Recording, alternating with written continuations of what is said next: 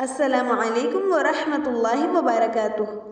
حروف غرفیہ یعنی لام، نون، را، ان میں سے شروع کے دونوں حروف لام اور نون کی تفصیلات اور مشق ہم کر چکے ہیں۔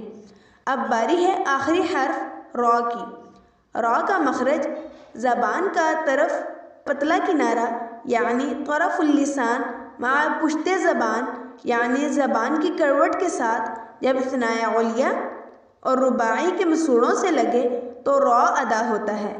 زبان کی پشت یعنی زبان کا پچھلا حصہ جو تصویر میں واضح ہے۔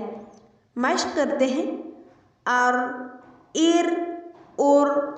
را کے قواعد ہم آگے چل کے پڑھیں گے۔ اب اتنا یاد رکھیے، جب را پر زبر یا پیش ہو، اسی طرح را ساکن سے پہلے کسی بھی حرف پر زبر یا پیش ہو تو را کو موٹا پڑھیں گے، اور را کے نیچے زیر ہو یا را ساکن سے پہلے کسی حرف کے نیچے زیر ہو تو اس صورت میں را باریک پڑھا جاتا ہے۔ اور یاد رہے، لام میں ثنایا علیہ، رباعی، انیاب اور ضواحک استعمال ہوتے ہیں، جبکہ نون کی ادائیگی میں ثنایا علیہ، رباعی اور انیاب، اور را میں صرف ثنایا علیہ اور رباعی کا استعمال ہوتا ہے۔